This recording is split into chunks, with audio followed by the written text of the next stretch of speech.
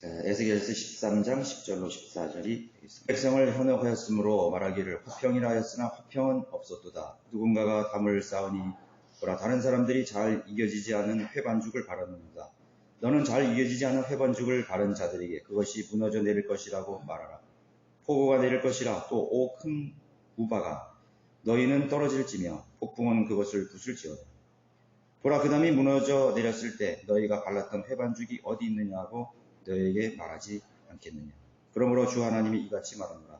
내가 나의 진노 가운데서 폭풍으로 그것을 부수리니 나의 분노 속에 폭우가 있을 것이요 나의 진노 가운데 있는 큰 우박들이 그것을 소멸하리라. 오늘 제가 강론드릴 말씀의 제목은 희망 고문이라고 정해봤습니다. 희망 고문. 지난 주일에 제가 사탄의 개입이 없는 시대나 사건은 단 한 번도 없었고 모든 영역과 분야에서 마귀는 활발하게 활동한다고 제가 설교를 드렸습니다. 또 개개인의 삶 속에서 심지어 교회의 역사 내에서까지 마귀가 적극적으로 개입했다고도 제가 언급을 드렸습니다. 그래서 성경을 알면 알수록 또 공부하면 공부할수록 이 세상과 이 세상 속에서 어떤 기대를 걸 만한 것이 남아있지 않다는 것을 상기시켜주는 것입니다. 점점 성경을 공부할수록 알아갈수록 이 세상에 대한 희망을 계속 빼앗아가는 것이죠. 성경이 우리의 희망을 계속 빼앗아가는 것입니다. 세상에 대한 기대, 그런 장밋빛 그런 희망들을 계속해서 성경은 우리 마음에서 빼앗아간다고 볼 수 있죠. 지상의 생애가 전부라고 믿는 이들에게는 참으로 성경은 절망을 주는 책이라고 볼 수 있습니다. 그렇죠. 내가 이 세상에서 뭔가를 하려고 그랬는데 그게 아니구나. 그렇게 알아가는 것입니다. 그래서 인류는 진화와 발전을 계속해서 역설합니다. 발전한다, 진보한다. 그렇지만 성경은 태화와 몰락을 알려주는 메시지를 계속 전하고 있습니다. 지난 17일 러시아 상트페르트부르크에서 경제 포럼에 있었는데 러시아의 대통령 푸틴은 미국 주도의 세계 질서는 이제 끝났다고 그렇게 선언을 했습니다. 그리고 러시아 주도의 새로운 질서를 암시하는 그런 연설을 1시간 반 동안 미국 주도의 세계 질서는 끝나가고 있다. 피터 러크만 박사는 생전에 미국의 몰락이 눈앞에 가까워졌다고 자신의 저서에서 여러 번 밝혔습니다. 미국은 이제 끝나가고 있다. 밝혔습니다. 그 견해는 개인적인 것이 아니라 성경적인 관점이기 때문에 우리 역시 세계의 흐름을 마귀에 의해서 지배되고 결국 심판하실 하나님의 그런 징계만을 목전에 둔 심판만이 남은 그런 운명이 놓인 시대에 살고 있다는 걸 알게 되는 것입니다. 그렇지만 아무리 암울하고 또 전쟁의 그런 소용돌이 속에서도 그런 지상의 여러 그런 푸틴뿐만 아니라 나토나 또는 EU나 태평양 연합이나 EU나 또 세계 모든 지도자들 이 세상에 대해서 절망이나 또는 불행한 운명 또는 파멸에 대해서 절대로 언급하지 않습니다. 여러분 우리나라 대통령이나 지도자들이 나와서 우리나라는 파멸된다, 몰락할 것이다, 이제 끝났다 그런 얘기 들어봤습니까? 절대로 그런 사람은 그런 얘기 안 해요. 희망을 얘기하고 발전을 예고하고 새로운 세상을 얘기합니다. 또 여러 가지 어려움과 난관이 있더라도 재기할 수 있다고 역설합니다. 나아져가고 극복할 수 있다고 독려하는 것이죠. 예언도 없고 계시도 없는 그 어떤 지도자나 민족은 끝장이 나는 그런 순간까지 그런 희망을 절대로 놓지 않을 것입니다. 굉장히 좋아 보이죠. 끝까지 희망을 잃지 말아요. 이게 좋아 보이는 메시지입니다. 인류의 역사를 통해서라도 그 지상의 상황은 낙관적이지 않았음을 배워야 되는 것입니다. 이 수천 년간의 인류 역사에서 희망적인 결과를 보여준 시대나 그런 민족적인 상황은 다 뉴스를 보니까 우크라이나 난민들 있죠. 난민들 중에서도 젊은 층들이 거리로 쏟아져 나와서 수천 명이 우리나라 BTS 그룹의 그 신곡, 뭔지 모르겠지만 신곡을 한국어로 열창을 하는 모습이 보도됐습니다. 한국어로. 그래서 제가 그 BTS의 신곡이 무슨 내용인지 한번 찾아봤어요. 근데 그 제목이 아직 오지 않았다. 아직 희망은 오지 않았다. 그래도 희망의 끝을 놓지 마라. 뭐 그런 내용이에요. 영어가. 그러면서 그 희망을 주는 메시지가 들어있다 이거죠. 거기 우크라이나의 난민들, 피난민들이 거리로 쏟아 나와서 한국 태기도 들고 우크라이나 국기도 들면서 한국어로 열창을 하는 것이 전 세계에 보도되면서 막 눈물을 흘려요. 막 거기에 이제 앵커들이나 영국 BBC나 CNN이나 뭐 이런 데서 참 전 놀랐습니다. 그렇게 놀랐어요. 그런 상황 속에서도 이 극동아시아의 한 나라에 있는 그런 한 멤버들이 부른 가수들이 부른 그런 노래를 부르면서 희망을 가지자 이렇게 하는 놀랐습니다. 세상은 그렇다 하더라도 하나님의 말씀을 통해서 인류와 자국의 운명 그리고 개개인의 생사고백에 대해서 분명히 전해 주어야 할 책임이 교회에게 있습니다. 교회가 있어요. 우리의 옛 믿음의 선배들도 세상은 희망을 얘기할 때 정확하게 성경을 통해서 교회의 운명과 세상의 운명과 국가의 운명을 분명하게 설교했고 또 제시했습니다. 그러나 오늘날 교회 이스라엘에 하나님께서 세우셨다고 하는 그런 선지자들을 얘기하는 것입니다. 그래서 인간이 사는 사회나 공동체에는 과연 화평이나 평화가 가능할 것인가? 인간 스스로 화평이나 평화가 가능할 것인가? 하나님께서는 아니라고 답을 내려주시는 것입니다. 그러니까 잘 이겨지지 않는 회방족을 아무리 담벼락에다 붙여도 뭐 붙는 것 같지만 계속해서 떨어져 나가는 거예요. 부슬부슬 떨어져 나가는 거예요. 그게 너희들이다 이거예요. 이 세상에 있는 죄인들이다 가지고 있는 것입니다. BC 600년에서 한 BC 590년경 이게 지금 기록이 됐죠. 여기에는 지금 그 주석에는 BC 594년경으로 말하고 있는데 이 하나님께서 에스겔 선지자를 통해서 말씀하실 때가 590년경, 600년 그 사이가 되겠습니다. 이 시기는 유대인들이 바벨론으로 끌려가기 직전 시대예요. 직전 시대입니다. 그런데 그 당시에 선지자들은 하나님의 메시지를 하나님의 대언자를 하는 선지자들은 입을 모아서 침략이나 전쟁에 대해서는 결코 언급이 없습니다. 결코 그에 대해서 예언하지 않아요. 그리고 그들은 말하기를 그들은 너희는 주의 말씀을 들으라. 그렇게 하면서 설교하기를 이제 화평이 올 것이다. 화평이 올 것이다. 평화가 올 것이다. 더 좋은 그런 상황이 될 것이라고 설교를 하고 있습니다. 북이스라엘 선지자들 역시 13장 2절에서 보면은요. 거기 13장 5절에 한번 보세요.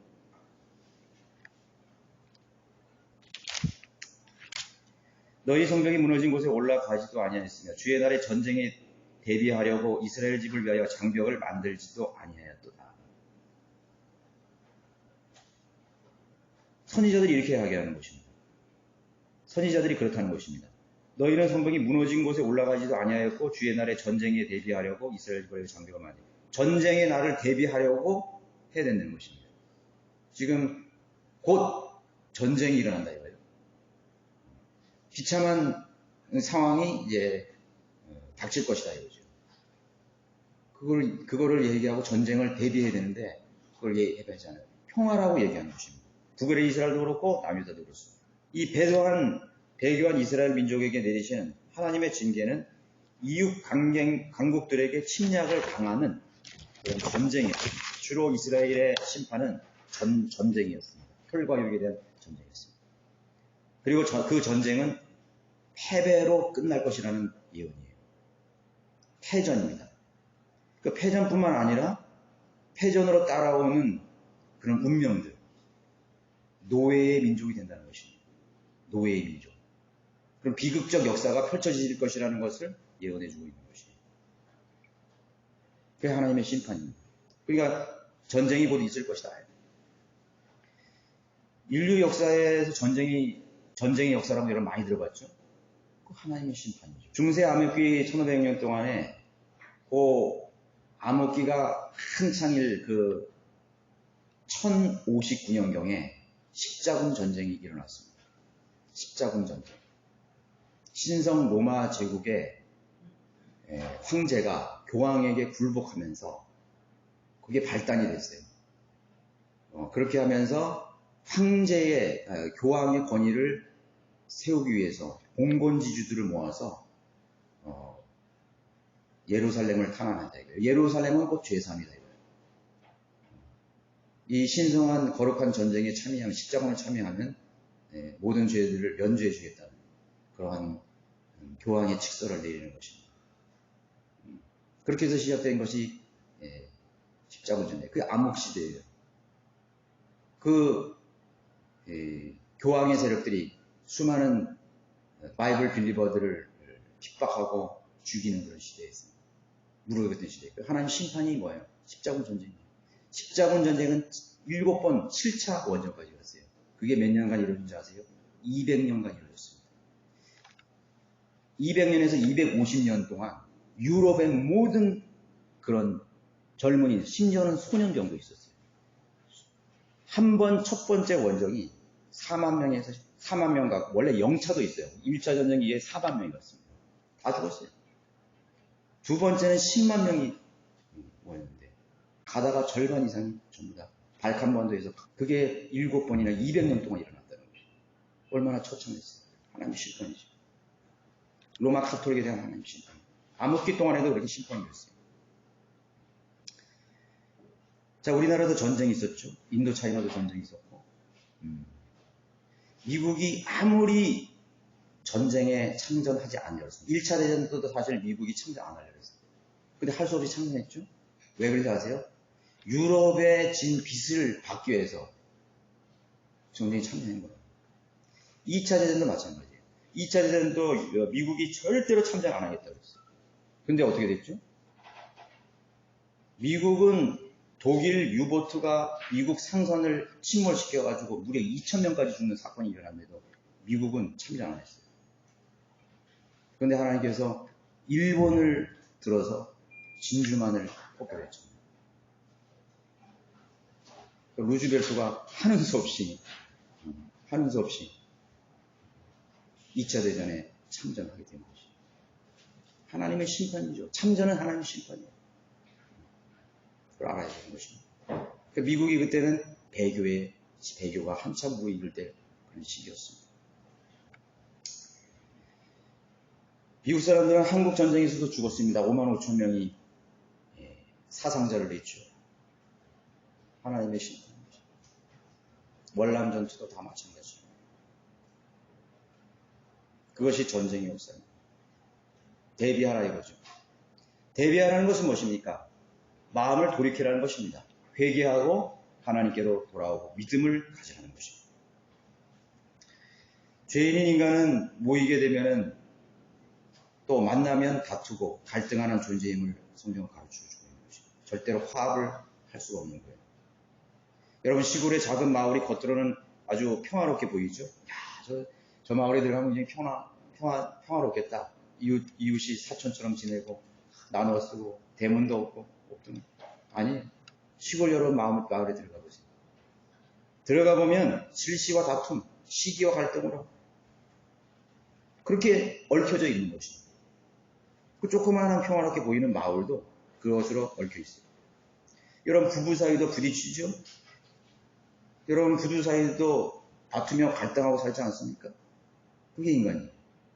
그렇게 사랑했는데 죽도록 사랑한다고 고백했는데 질시하고 다투고 사이좋게 지내잖아요. 또 버리기도 하고 이혼하죠. 형제지간도 마찬가지입니다. 또 부모와 자식 간에도 서로 다투고 싸웁니다. 권력 때문에, 또 재산 때문에, 심지어는 한마디 말 때문에 화평을 할 수 없는 것입니다. 평화롭게 지낼 수 없는 것입니다.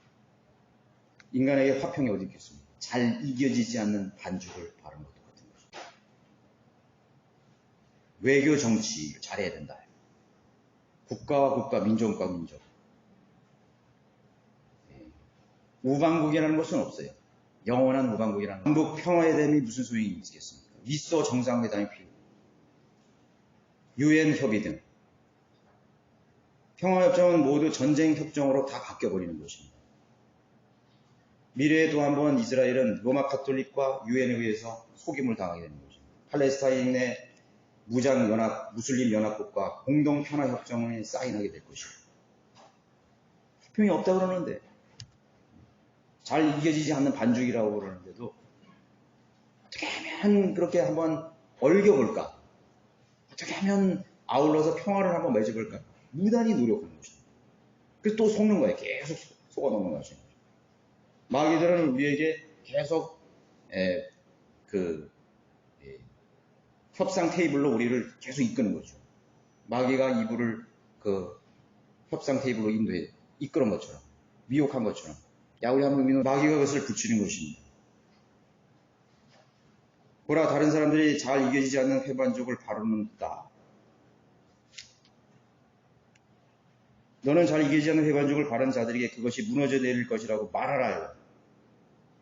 말하라 그랬죠.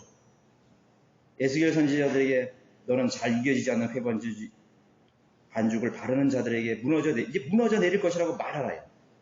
폭우가 내릴 것이라. 또 오 큰 우바가 너희는 떨어질지며 폭우는 그것을 부술지어다. 그렇게 계속 경고하라고 에스겔 선지자에게 말하고 있는 것입니다. 그게 교회입니다. 그게 교회의 설교고 메시지고 가르치는 것입니다. 그게 교회가 할 일이에요. 잘 이겨지지 않는 회반죽이 돼요. 속지 말라 이거죠. 여러분, 그리스도인들끼리도 서로 원수처럼 지내는 경우가 얼마나 많이 있습니까? 바이블 빌리버? 기대하지 마세요. 내가 바이블 빌리버 교회 갔더니 다 화평할 것이야. 여기는 뭐 모든 걸 이해할 것이야. 흉금을 트는 걸까?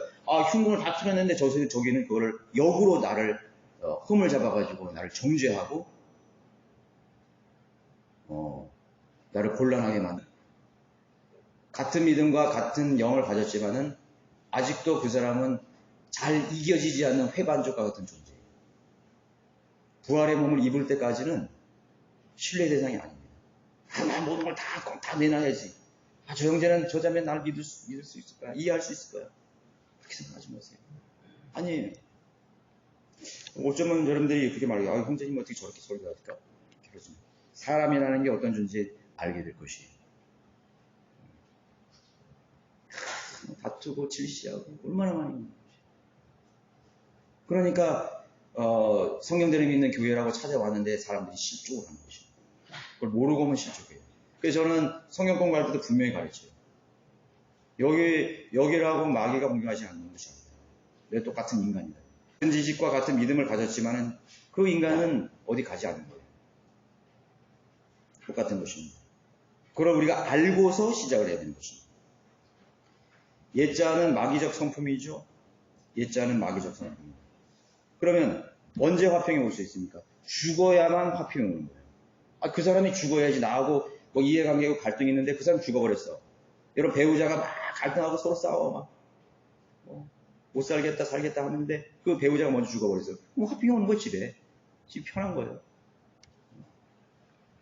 남편이 막 이렇게 막 못 살고 술 먹고 주정 부리고 그 부인은, 그 어머니는 얼마나 그거를 평생 고통스럽게 살겠어요. 자식들이 있으니까 그걸 참고 사는 거죠. 그러나 그 마음에는 뭐냐, 어떤 마음이냐면,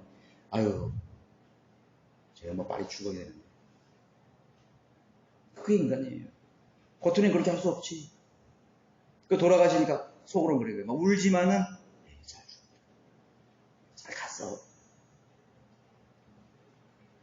그냥 고통을 주는 사람이었으니까. 뭐 아버지든 어머니든 자식이든 슬픔과 동시에 속이 시원한 거예요. 죽어야 화평이 오는 것입니다. 우리 집도 그랬어요. 저희 집도 그랬어요. 우리 부친 때문에 너무 저는 한 번도 어린 시절에 긴장을 놓았던 적이 없어요. 우리 부친 때문에. 항상 조마조마. 우리 어머니도 마찬가지예요. 우리 아버지가 제가 17살 때 들어가셨거든요. 그때 가세가 기울고 어려웠지만 마음은 편했어요. 마음은 편하더라고요. 엄청 어려웠죠. 어머니 혼자서 우리 삼남매 키우려고 얼마나 힘든지 몰라요. 거리에서 횡상하고. 우리 잘 되는 꼴을 못 보는 본성을 가진 것이 죄인들인 것입니다. 예. 옆에 나라가 잘 나가는 모양을 그냥 놔두지 않아요. 그게 세계사예요. 옆에 나라가 잘 살고 잘 나가는 걸 절대로 눈뜨고 못 봐요. 눈뜨고 못 봐요. 막 처음에는 우호하고 도와준다고 막 그러죠. 그래서 국경이 다른 나라하고 많이 인접한 나라는 계속 고통스러워요. 그러니까 봐요. 유럽은 이 아시아나 다른 대륙의 나라 비교도 할 수 없을 만큼 전쟁이 끊이질 않았어요. 이 전쟁 끝나면 저 전쟁하고, 이 나라하고 전쟁 끝나면 저 나라하고, 뭐 그렇게 전쟁이 많은지 몰라요. 계속 전쟁이야. 비참했어요, 유럽이. 그나마 지금이나마 조금 소강 상태지. 유럽 국경을 맞댄 나라는 계속 발칸반도 봐요. 발칸반. 유고슬라바키아는 8개의 민족이 거기에 응집해 있는 나라. 인종청사고 서로 잡아 죽이고 자기 나라가 더 우월하다는 그런 민족의식 속에서 그렇게 하고 있죠. 그게 인간이지. 화합을 못해. 그 유고연방이 그냥 8개 나라로 그냥 다 몰라 지금 몇 개 나라로 찍었죠. 다 갈라진 거죠. 소비에트 연방도 마찬가지죠. 마찬가지라고. 그러니까 중국이 소수민족을 탄압하는 거예요. 그렇게 안 하면 자신의 그 국가를 유지하지 못하는 거예요. 뭐 신장 미교론이 티르비든이 또 저기 뭐 몽골이 이런 이제 거 있죠. 조선족 거기는 한 14개 정도의 아마 소수민족이 있을 거예요. 미국이라는 나라는 참 신기한 나라죠. 그러니까 세계의 역사라는 것은 하나님께서 자 인간은 그런 존재라는 사실입니다. 죽어야 화평할 수 있어요. 사람을 신뢰하는 것은 어리석다고 성경은 계속 말씀하고 있습니다. 우방국을 믿어서도 안 됩니다. 미국이 우리를 도와주겠지, 일본이 도와주겠지. 우리 바이블 빌리버가 정신을 못 차리면 하나님 심판이에요. 그 전쟁이에요. 그 전쟁입니다. 계속 지금 전쟁 시나리오 하잖아요. 북한 김정은이는 계속 핵실험하고 미사일 쏘아 올리고 중국은 자꾸 팽창주의로 나가잖아요. 지금 어떻게 하면 지금 이 바다를 이 태평양으로 진출해야 되거든요. 그러니까 자꾸 바다로 진출하려는 거죠. 세계의 역사를 주도로 잡으려면 바다를 지배해야 되는 거예요. 하늘이 아니에요. 바다를 지배해야 되는 거예요. 바다를 지배하면 하늘도 지배할 수 있어요. 미국이 세계의 바다를 지배하는 거예요. 포르투갈, 스페인, 영국이 식민지 시대가 어때요? 바다를 지배했잖아요. 어떻게 하면 바다를 지배해서 식민지를 개척하는 거죠. 자, 그래서 우리는 믿어서는 안 되는 것입니다. 자, 나도 믿을 수 있을까요? 나도 믿을 수 없습니다. 나도 나 자신을 믿을 수가 없어요. 여러분들이 연초에 가졌던 그 결심들이 여러분 잘 이행되고 있습니까? 이행될 수 없는 것입니다. 나도 나를 잘 못 믿는 것입니다. 나도 어떻게 언제 믿음에서 떠날지 아무도 몰라요. 내가 어떻게 마귀가 들어가지고 미친 사람처럼 돌아다닐지 나도 장담할 수가 없어요. 난 죽을 때까지 암 안 걸릴 거야. 그런 바보 같은 사람이 어디 있어? 나 죽을 때까지 붙이면 안 될 거야. 나는 죽을 때까지 80 넘어서까지 살 거야. 그런 사람이 있어요? 그런 사람이 있을 수도 있지. 자기 건강을 자부하는 사람. 건강 자부하는 사람들 제일 바보 같은 사람이에요. 자신의 미래에 대해서 어떤 사람도 예견할 수 없는 것이 나라는 존재라는 걸 알아야 돼요. 나를 신뢰할 수가 없어요. 그것을 알아야 돼요. 자, 두 사람만 모이면 갈등이 생긴다는 사실을 잘 섞이지 않는 회반적으로 설명했습니다. 두 번째는 준비도 없고 조건이 없이 평화를 선언하는 것이 거짓 선지자들이었습니다. 그들은 왜 거짓 예언을 확신 있게 선포했을까? 알고 거짓말하는 경우보다는 모르고 거짓말하는 경우가 더 많다는 것입니다. 여러분들 이런 기성교회, 프로테스탄트 배교한 교회들이 강단에서 목사들이 자기가 거짓말을 한다고 생각하고 거짓말을 한다고 설교를 합니까? 아니에요. 확신 있게 설교해요. 확신 있게. 은사주의자들이 막 복받는 거에 대해서 또 만사형통하는 데서 막 확신 있게 얘기하는 거예요. 뭐 사례를 들어가면서 하나님께 뭐 헌금을 많이 들었더니 뭐 교회에 충성했더니 이렇게 됐더라. 확신 있게 얘기해요. 그러니까 자신이 거짓 교리를 설교하는데도 거짓말이라고 생각하지 않고 설교를 하는 거예요. 그래서 우리가 저 거짓 목사다 그러면 그 사람들이 콧방귀를 뀌는 거죠. 저 사람들이 하나님이 쓰시는 종, 하나님이 세운 그런 위대한 종들을 거짓 목사라고 그래? 그럼 콧방귀도 안 뀌는 거예요, 그 사람들이. 왜 그런지 아십니까? 거짓 선지자들은 주님의 말씀을 귀담아 듣지 않았기 때문인 거예요. 즉 에스겔이나 이사야 같은 하나님께서 세우신 진짜 참된 종들의 책망을 경청하지 않았기 때문인 것입니다. 경청하지 않았기 때문에. 왜냐하면 그 사람들은 자아도취에 빠진 사람들이에요. 자기가 하나님이 세운 종이고 자기는 하나님의 말씀을 정확하게 알고 있고 하나님의 말씀에 대한 간증도 가지고 있고 체험도 가지고 있다고. 체험이 있으니까 그 인간이 제일 확신을 할 수 있는 경우가 뭐냐면 자기 체험이거든요. 내가 경험한 것보다 더 확실한 증거가 어디 있겠어요. 내가 병이 났다는데 여러분 그거보다 더 확실한 체험이 어디 있겠어요. 그렇잖아요. 내가 기도했더니 사업이 성공했다는데 그거보다 더 확실한 게 어디 있어요. 내 죽어가는 내 아이에게 기도했더니 살아났다 이거예요. 우리 목사님들에다 기도했더니 그보다 더 확실한 주의 종이 어디 있어요. 그러니까 인간이 자꾸 자기 체험, 자기 경험 그걸 계속 강조한다고. 체험의 신앙. 기독교는 체험의 신앙 계속 그걸 강조합니다. 그 사람들의 열성을 따라갈 수가 없는 거예요. 바이블 빌리버도 그 사람의 열성을 따라갈 수가 없는 거죠. 귀신이 나갔다는데, 마귀가 나갔다는데. 불이라도 들어가고 물이라도 들어갈 수 있는 거죠. 그런 체험이 있는 거예요. 지금 선교한다고 전 세계를 돌아다니는 그러한 은사주의들, 목사들 다 그런 사람들이에요. 아주 강력해요, 그 사람들이.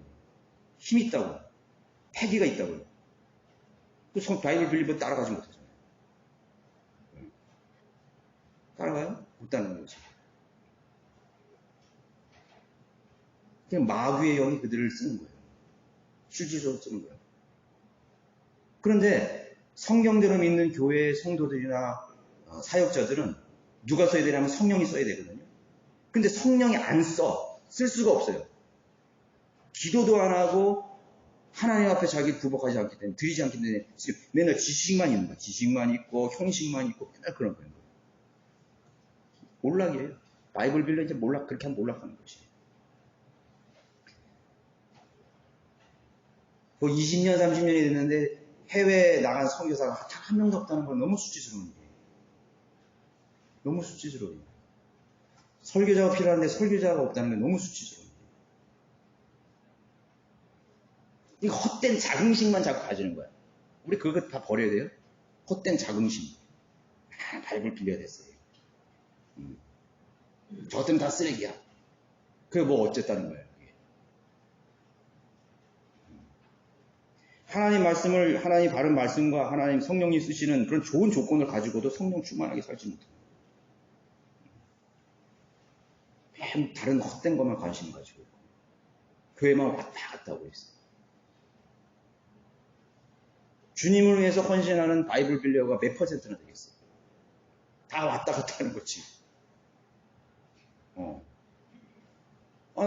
자기 눈에 있는 그 들보는 티끌은 빼지 않으면서 남의 있는 들보를 자꾸 빼려고 그러는 거예요. 자기는 하나도 안 하면서 자기는 손가락 하나 까딱하네. 그럼 자꾸 바리새인이 돼버린 거예요. 바이블 빌리버가 바리새인이 돼버린 거예요. 사두개인이 돼버린 거예요. 그런 어처구니 없는 현상이 벌어지고 있는 것이죠. 우리는 하나님 앞에 각성해야 되는 것입니다. 각성해야 돼요. 그래서 우리 성령님이 우리를 쓰시도록 우리를 들여서 우리도 그 은사주의들이나 체험을 앞세우는 사람들의 마귀들의 세력에 대적할 수 있는 강력한 파워를 가지고 있어야 되는 것입니다. 추진력을 가지고 있어야 돼요. 그렇게 하지 못하면 우리는 그를 따라가지 못합니다. 정신을 차리라 깨어있으라. 그렇게 말씀하신 성령님의 음성에 귀를 기울이는 것입니다. 잠언 1장 30절에서 그들은 나의 조언을 결코 원치 아니하며 나의 모든 책망을 경멸하였도다 라고 말씀하셨습니다. 조언을 절대로 원치 않았다고 했어요. 책망을 경멸했다고 했어요. 현대 목사들 역시 거짓말하는 설교자들로 전락해버린 것입니다. 조언을 듣지 않는 것입니다. 왜냐하면 그들은 성경을 공부하거나 진리의 지식에는 관심이 없기 때문인 것이죠.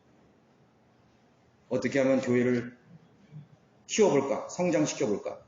인기 있는 목사가 돼야 돼요. 되려는 것에 관심을 더 많이 가지는 것이죠.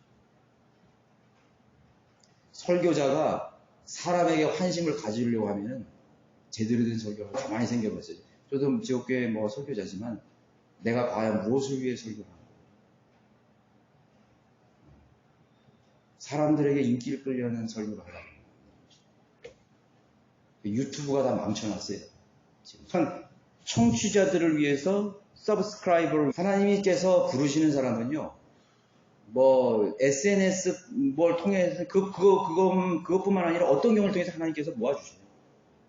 하나님께서 보내주시는 사람들 보내주신다. 왜 그 방법만 하나님 쓰신다고 생각해요? 잘못된 거죠. 전지전능하신 하나님의 인도가 그것만 통해서 쓰는 거예요? 유튜브만 통해서 복음이 전파되는 거 아니라고. 대부분 다 껍데기들인 것이에요. 그 껍데기들은 그 독자들이, 청취자들이 어떤 껍데기냐면 감상하는 사람들, 음악 감상하는 사람들. 잘한다. 호기심을 채워준다. 또 그런 사람들이에요. 몇만 명 중에 주님을 위해서 헌신하는 사람 몇 명 있겠어요? 그 사람 다 어디 갔어요? 뭔가 오해를 하고 있는 것이죠. 하나님 방법을 너무나 모르는 것입니다. 그 사람은 자기도 모르는 사이에 계속 변질돼가는 거예요. 계속 변질되고 자기도 모르는 사이에. 그 에베소 교회에게 너 처음 사랑을 너 잃어버렸다 이거. 처음 사랑을 잃어버린 건 전부 다 배교예요. 내 개인도 마찬가지야. 내가 처음 사랑 잃어버렸어요? 열렬했던 그 열정이 다 배교한 거야, 다. 개인적인 배교야. 그걸 알아야 돼요. 십자가만 생각하면 가슴이 벅차오르는 그 감격. 잃어버렸으면 배교. 사랑 잃어버렸기 때문에. 잃어버린 혼들이 지옥에 가고 있다 이거야. 살려달라고 아우성치고 있다. 그 혼들의 절망하는 부르짖음을 듣지 못한다면 그게 딱 배교. 교회가 그 음성을 듣지 못하면 배교한 거지. 형식적이 빠른 거지. 그 기념비가 되는 거야. 교회가 기념비가 되는 거야. 먼 과거의 그런 역사들만이 아닌 것입니다. 조언을 무시했고 책망했습니다. 심판이나 책망, 지옥에 대한 언급을 피해야 되는 것입니다. 책망을 하지 않습니다. 저는 이렇게 한번 생각해 봤습니다. 내가 너무 이렇게 가혹하리나만큼 우리 형제자매들 몇 명 안 했는데 어떤 막 책망하면 좀 미안한 생각도 들어요. 제가 그럼 좀 민망하다고. 너무 여러분을 책망하니까 너무 민망. 그런 인간적인 생각을 하게 되는 거죠. 아마 다른 교회 설교자들 그럴 거야. 그래서 한번 들어봤는데 이 책망이라는 게 그렇게 원래 많이 없어진 것 같아요, 지금. 바이블 빌리버 설교자들이 자기 성도들을 교리와 책망으로 훈계하고 해야 되는데 책망이 없는 거예요. 피터 럴칸 목사님이나 이성원 목사님 같은 그 당시보다도 비교도 안 될 정도로 책망이 없어요. 변질이 되어 있다는 것을 느끼게 되는 것입니다. 저 자신도 느끼게 되는 것입니다. 하나님의 말씀을 그대로 전해주지 못한 것이죠. 책망이 없는 것은 자기 교인들이나 회중을 향해서 구원받지도 않았다고 하고 죄값을 치러야 한다고 설교를 한다면 어떻게 되겠습니까? 교회 다니기 싫겠죠. 내가 좀 위로를 받으러 왔더니 계속 나를 아주 그냥 책망하고 가시방석 같은 그런 자리를 만들어버린다는 그런 생각을 했을 때 교회 나오고 싶었어요. 그러니까 설교자는 더 그런 설교 안 해버리는 거예요. 바이블 빌리도 마찬가지예요. 마찬가지라고. 그래서 피해야 할 설교, 해야 할 설교를 나눠버리는 거예요. 쫙 나눠. 듣기 좋은 말만 하고. 여러분들이 이제 성령들이 믿는 교회에 나왔으니까 됐다 이거예요. 잘하셨다 이거예요. 복을 받는다 이거예요. 이제부터는 평탄대로가 펼쳐질 것이라고. 누가 그런 말을 했어요? 아니에요. 성경대로 믿는 교회 와면 이제 다시 시작이에요. 고난과 역경이 다시 시작해요. 믿음으로 살고자 하는 자는 경건하게 살고자 하는 자는 핍박이 있는데 핍박이 없다고 설교를 해요. 기도가 응답된다고. 제가 기도 제목을 한번 봤어요. 내 가족, 나. 내 진로, 내 삶, 더 나은 삶, 더 행복한 삶. 다 그런 거 아니에요. 내 자식, 내 몸뚱아리, 다 이런 기도야. 내가 하나님 앞에 내 아를 드려서 나를 희생할 수 있게 해주십시오. 그런 기는 제대로 없어요. 지금은 아니지만 하나님께서 나를 쓰셔서 저 복음이 없는 민족에게 내가 갈 수 있도록 나를 인도 좀 해달라. 나를 위해 기도해달라. 청년부들 기도 다 시집가고 장가가고 취업 잘 되고 다 그런 거 일색이에요. 그래서 하나님께 누가 드린다 그러면은 그냥 웃어버리죠. 전부 거기에 맞춰 있는 것입니다. 그것이 거짓말이에요. 기도 생활 열심히 해라. 그러면 마음의 평화를 갖게 된다. 그러면 하나님께 기도 응답받고 복을 받을 것이다. 내용으로 일색인 것이다. 강단에서 계속 희망을 얘기하는 거예요. 이 세상의 희망, 육신에 속한 희망, 이 세상 가치관에 대한 희망을 계속 말하는 거예요. 내일은 잘 될 거야. 다음번에 잘 될 거야. 내년에는 더 잘 풀릴 거야. 이런 희망 고음을 계속하는 거예요. 아닙니다. 여러분들이 내년에는 믿음이 더 약해질 거예요. 제가 장담을 해요. 우리의 믿음은 시간이 갈수록 계속 퇴화해요. 엔트로피 법칙이에요, 그게. 그렇게 돼 있어, 우리는 자연적으로. 시간이 가면은 그 사람의 믿음은 전부 도태되게 가게 있어요. 더 교만하게 가게 돼 있어. 그게 이 세상의 이치야. 교회도 계속 퇴보해 가는 거예요. 그게 이 세상의 이치야. 그게 성경의 원리야. 그 가운데서 한두 사람 살아남는 거예요. 100명이 시작했고 500명이 시작했는데 다 살아남고 거기서 한두 명 살아남는 거예요. 이게 성경의 얘기예요. 그렇지 않나요? 나의 믿음은 계속 퇴색해 갈 거예요. 나이가 먹으면 모를수록. 더 편하고, 더 편의주의적이고, 더 쉽고, 용이한 것만 찾아다니는 거예요. 옳은 걸 선택하는 게 아니라 쉬운 걸 선택하는 건 인간이에요. 자, 바로 하나님의 메시지가 그런 것입니다. 희망이 아니에요. 여러분의 믿음은 계속 퇴색해 갈 것입니다. 슬퍼하십시오. 통회하십시오. 방법을 찾으세요. 계기를 얻기를 바랍니다. 오늘 안 되면 내일도 안 되는 거예요. 이번 주 안 됐으면 다다음 주도 안 되는 거예요. 변화? 무슨 변화예요? 변화될 거야. 때가 되면 변할 거야. 그런 거짓말이 어디 있어요? 때가 되면 절대로 안 변해요. 절대로 안 변합니다. 오늘 복음 못 자는 사람은 내년에도 복음 안 전해요. 분명해요. 분명하다고. 네. 오늘 경배를 소홀히 하는 사람, 내년에도 경배를 소홀히 해요. 똑같은 것입니다. 오늘 섬기지 않으면 내년 섬기지 못하는 것입니다. 나아지겠지. 절대로 나아지지 않아요. 우리 자녀들 아, 지금은 뭐 사춘기니까 그렇지, 뭐 어쩌고저쩌고. 무슨 핑계를 다 대는 것입니다. 20살 넣어도 안 되고, 군대 갔다도 안 되고, 시집가도 안 되고, 안 돼요. 뭐, 그럼 어떻게 되는 거예요? 결단을 내야 되죠. 네. 결단을 내야 되는 것입니다. 멱살이라도 잡아서 끌어서 계기를 만들어야 돼요. 그렇지 않으면 절대로 안 돼요. 하나님 앞에서 절실한 기도를 해야 되는 것입니다. 하나님, 이거 하나님 안 되면 나를 죽여주십시오. 나 데려가 주십시오. 거기에 버금가는 기도를 하지 않으면 여러분 변화가 될 수 없는 것입니다. 계속 형식적으로 흘러가는 것입니다. 희망과 온 것 같죠. 옛 선지자들이 희망과 온 것 같죠. 가보니까 옛 선지자들이 그렇게 희망을 얘기했는데 가보니까 엉뚱한 결과 나오는 거예요.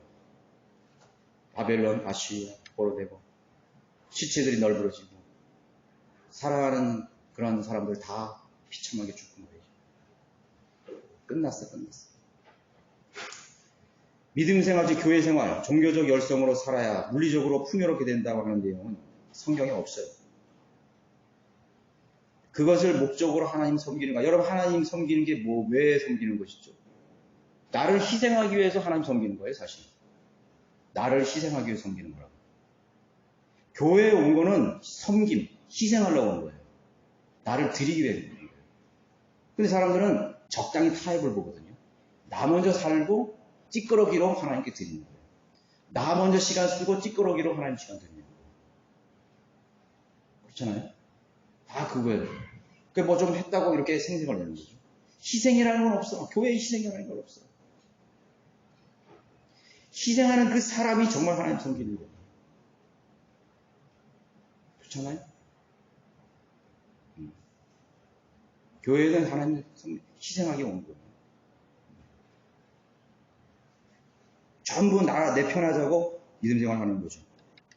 그러려고 그 사람을 부른 것이 아니에요. 내가 희생하지 않는 한 하늘의 미랄이 땅에 떨어져서 썩지 않냐는 절대로 열매가 나오죠. 그러니까 엉뚱한 열매만 자꾸 나오는 거죠. 육신의 열매. 그런 것만 나오는 거예요. 엉뚱한 열매가 나오는 거예요. 왜 그렇지? 왜 그렇지? 사람 많이 먹는데 왜 이런 열매 나오지? 희생한 사람이 없어요. 못 살고 가난하고 아프면 믿음이 부족하다라고 말을 하죠. 그러면 왜 목사가 은사로 병을 고쳐주거나 잘 살게 해주지 못하고? 안 되면 신자들의 믿음 탓으로만 다 돌려버리는 거예요. 그게 거짓 목사예요. 이 거짓말하는 목사는 다 자기 성도들 탓으로 다 돌려버리는 것이. 전부 그것을 돌려버리는 거지. 심지어는 권위에 대적하는 게 뭔지도 모르면서 목사의 말에 뭔가 토를 달면 권위에 대적했다고 말하는 거예요. 그건 거짓 목사예요. 변질된 거지. 자, 우크라이나를 침공한 푸틴과 러시아만 탓하겠는가요? 지금 서방 매스컴들은 다 푸틴 나쁘다, 러시아 나쁘다, 뭐죠. 저는 그렇게 안 봐요. 물론 침공한 푸틴도 그 자체는 나빠요. 마귀의 종이니까 다 마귀의 자식들. 그건 아니에요. 네. 우크라이나의 대통령과 정치인들은 그럼 잘했느냐. 푸틴이나 러시아가 우크라이나를 침략할 수 있는 빌미를 다 만들어버린 거예요. 이 사람들이. 젤란스키라든가 정치인들이 전부 다 만들어버린 거예요. 전쟁이 일어날 일들을 전부 만들어버리는 거예요. 국민들을 속여가지고. 그리고 와서 지금은 뭐라고 말해요? 젤란스키가. 국민들 보고 맨손이라도 나가서 막으라 이거야. 지금 무슨 얘기 나오는지 아세요? 폴란드 무슨 루마니아에 있는 그 난민들 중에서도 강제로 소환을 해가지고 남자들 다 소환해가지고 다 보내라고 그랬어요. 폴란드 대통령 보고. 폴란드가 그 말을 듣고서는 우호국가니까 난민 중에서 강제로 말이에요. 그 가장들 그런 사람들 아들들 다 차출해가지고 지금 전쟁터로 다 강제 호송하고 있어요. 지금. 그래서 이러한 많은 빌미를 만들어 놓고서 그걸 책임을 다 국민들 탓에 돌려버리는 거예요. 그리고 대통령 뭐라 그러는 거면 반역자다 이거 다 추측해버리는 거예요. 감옥에 버리고. 하도 마찬가지예요. 맨 일본만 반일 그러는 거예요. 일본이 우리나라 침략했다 이거죠. 근데 우리 자신들을 돌아보지 않아요. 우리 조상들이 어떻게 했나, 그 당시에. 구한말 때 어떻게 했는지를. 서로 싸우고 물어듣고, 뭐. 그 왕족들도 그랬잖아요. 뭐 시아버지, 뭐 민비해가지고 서로 또 싸우고, 아들하고 싸우고, 조선이라는 이 나라를 다스리는 왕족도 분열을 하고 있었고, 또 뭐 신식군대, 뭐 구식군대 싸워가지고, 뭐 또 싸우고 전쟁이나. 그런데 외세가 안 들어오겠어요? 그냥 먹잇감이지, 그냥. 청나라 군대 들어오고, 러시아 들어오고, 일본 군대 들어오고. 그 빌미를 다 만들어버리는 거예요. 그래놓고 나중에 백성들 보고, 네가 나와 싸우라, 이거 희생하라, 이거. 그런 국가, 그런 민족, 그런 교회, 그런 공동체. 참 비참한 거예요. 비참한 거지. 우크라이나 민족들이 비참한 거예요. 예. 자신들의 죄악을 돌아보고 하나님 앞에 회개하지 않는 당시 이스라엘의 상황을 똑같은 것입니다. 그들을 실망하고 짓밟았던 아시리아와 바벨론만을 비난하겠는 거예요. 야, 바벨론 느미니걸 쓰는 인간 악한 독재자고 악한 마귀족이다. 맞죠?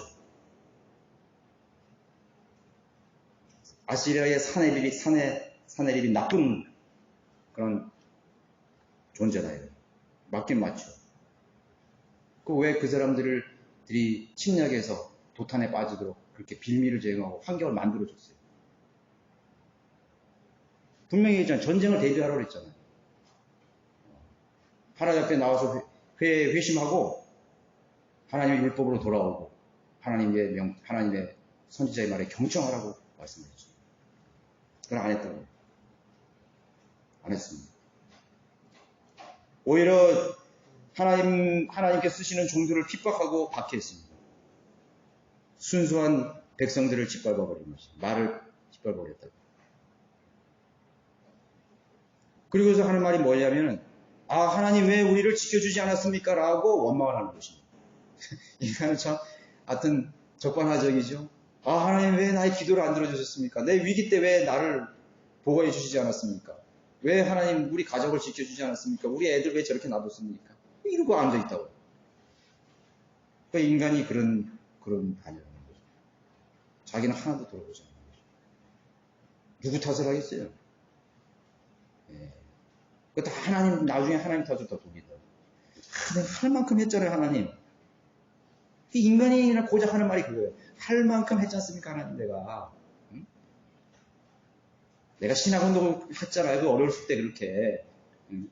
하나님이 신학원 공부를 그렇게 했잖아요, 내가. 근데 왜 안 도와주세요? 아, 내가 목사도 했지 않습니까, 하나님? 내가 목사도 했고, 주일 선교사도, 내가 선교사도 했잖아요. 할 만큼, 그만큼, 그 이상 내가 더 뭘 해요, 하나님. 그러고 있다니까. 그 왜 하나님께서 우리 지역교회를 지켜주지 않았습니까? 이러고 앉아있는 거죠. 교회가 다 파토났는데, 다 깨져버리고, 다 배교하고, 다 실족해버리고 다 그래요. 하나님 왜 안 해주십니까? 이렇게. 다름이 없죠? 여러분들 어떠세요? 세 번째, 모든 가능성과 희망이 사라진 뒤에서 하나님을 알게 된다는 사실.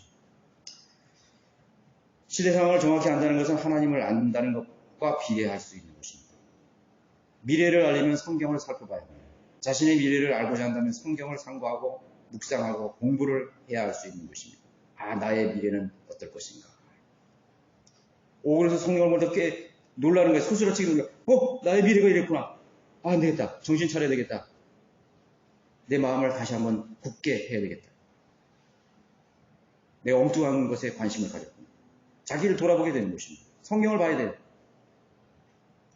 성경을 모르는 목사나 성경교사가 어떻게 자기 신자들이나 회중에게 영적 상황을 이해시킬 수가 있겠어요? 그럼 설교자가 돼서도 성경을 묵상을 하지 않아요. 성경을 공부하잖아요. 성경을 통해서 하나님과 교제를 하지 않습니다. 하나님의 마음을 읽을 수가 없습니다.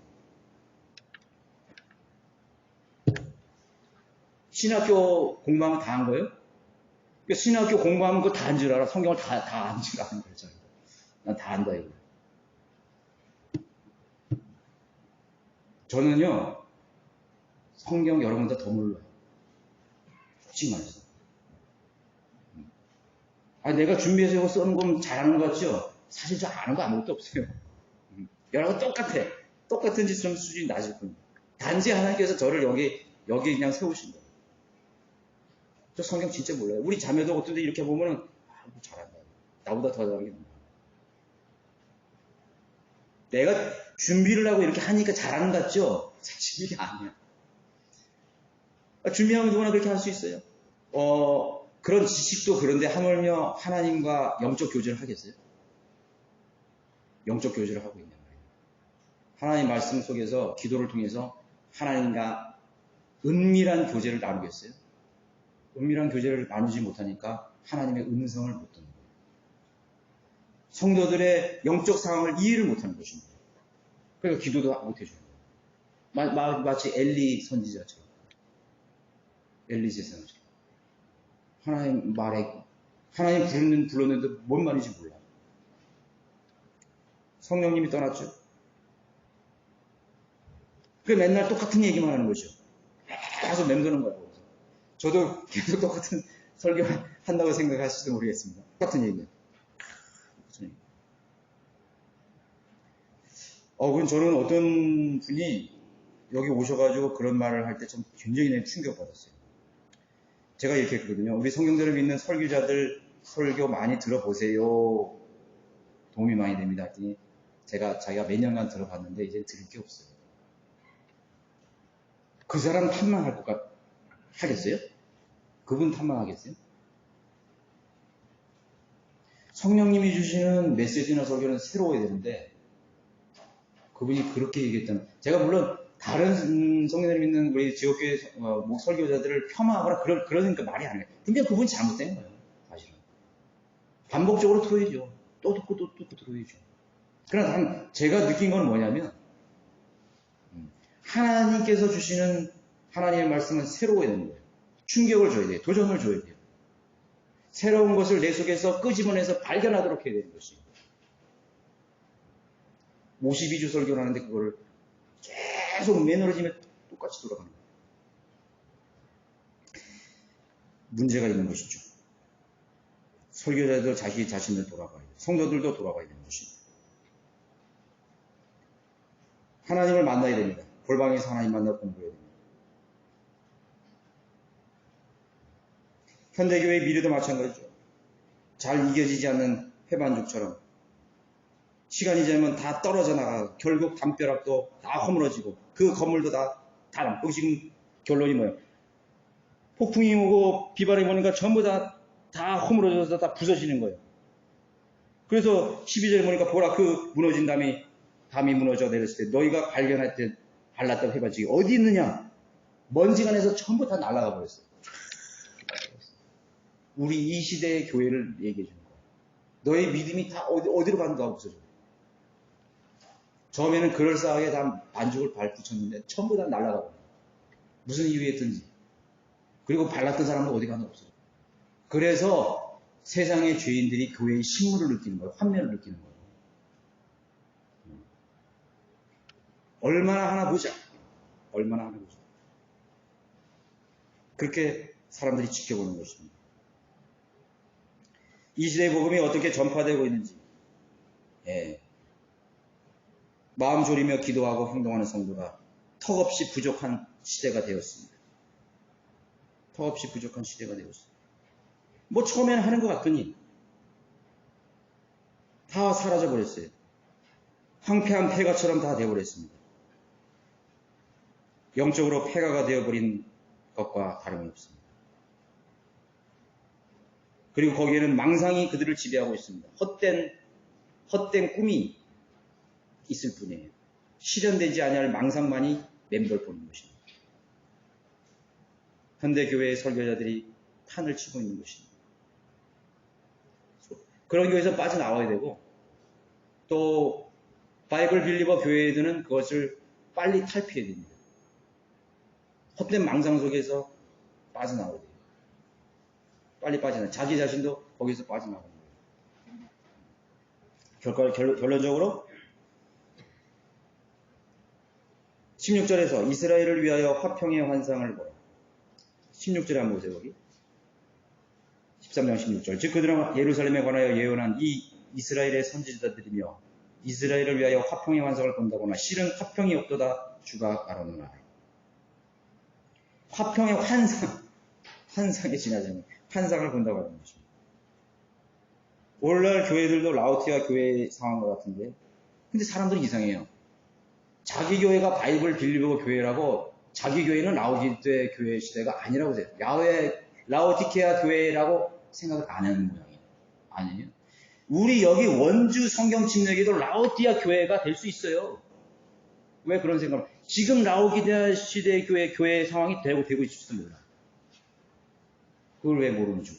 무슨 타락한 제도교회나 그런 데는 아니, 절대로 그런 게 아니에요.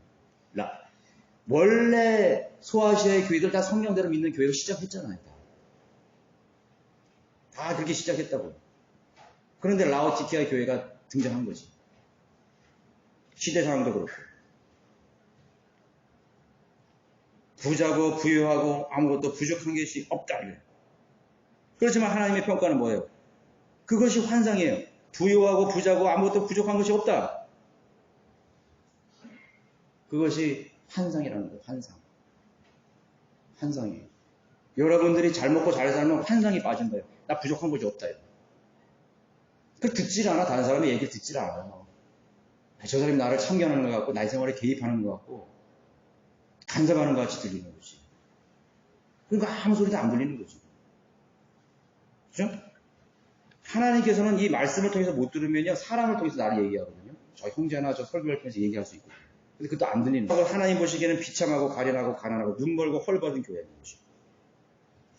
여기 교회 시대 보니까 두 교회가 칭찬을 받았어요. 서머나 교회하고 필라델피아 교회. 필라델피아 교회는 환난과 궁핍을 안달했어요. 환난과 궁핍이 있었어요. 그런데 하나님 보시기엔 내가 오히려 부유하다고 말한 거예요. 이야, 이게 참 대단한 거죠. 그러니까 하나님이 보는 관점과 인간이 생각하는 관점이 전혀 다른 거예요. 여러분, 우리 기업교회가요, 작고 초라하고 절대 생각하지 마세요. 그 인간이 보는 거예요. 여기 가서, 사람 20년 가까이 됐는데, 이래나. 저 교회 설교자 형제도 별로 그렇게 지명도도 없고, 그렇게 할지도 몰라요. 저는 그렇게 생각 안 해요. 우리의 희망은, 소망은 하나님이잖아요. 우리의 능력은 하나님인 것이죠. 인간에게 평가받을 필요가 있어요. 아무런 쓰잘데없는 거지. 절대로 그건 아니라고. 우리는 사람들을 어떻게 보면 이런 걸 생각해요. 우리 구령 숫자 많다. 절대로 그런 게 비교하지 마세요. 저는 하나도 안 부끄러워요. 저는 1년에 1명을 구령해도 좀 부끄럽지 않아요. 1000명, 2000명 부끄럽지 않아요. 참 본받을 만해요. 하나님 그럴 만한 상황을 주신 거예요, 거기에. 우리는 궁핍하고 환난 가운데서 그 일을 할 수 있어요. 부족하고 헐벗고 그런 상황 속에 할 수 있어요. 그러나 그 속에서도 우리는 하는 거예요. 저는 필라델피아 교회 시대에 뭐라고 그랬어요? 내가 적은 능력을 가지고도 나의 말을 지켰다 이렇게 했어요. 우리가 적은 능력 아닙니까? 저를 비롯해서 여러분들 다 적은 능력이에요. 내세울 게 있어요? 아무것도 내세울 게 없다고. 적은 능력을 가지고도 나의 말을 지켰다 그랬어요. 그것이 중요한 거예요. 그게 핵심이에요. 성경을 지킨 교회, 성경대로 실행하는 교회, 적은 능력으로 주님 말씀을 지키는 사람, 설교하는 사람, 가르치고 실행하는 교회, 그런 성도인 것입니다. 그것이 우리에게 가장 큰 소망입니다. 우리를 평가해 주시는 하늘과 땅을 말씀으로 창조하시고 세계의 역사의 판도를 쥐락펴락하시는 위대하신 하나님, 67억의 인구의 생사화복을 관장하시는 위대하신 하나님, 그 평가가 우리의 소망이 되어야 되는 것입니다. 거짓말할 수 없어요. 설교자도 거짓말할 수 없고 성도들도 거짓되이 살아갈 수 없는 것입니다. 여러분 정말 성도들 믿는 그리스도인입니까? 하나님을 두려워하시는 성도들입니까? 그렇게 사시길 바라시겠습니다. 모두 일어나셔서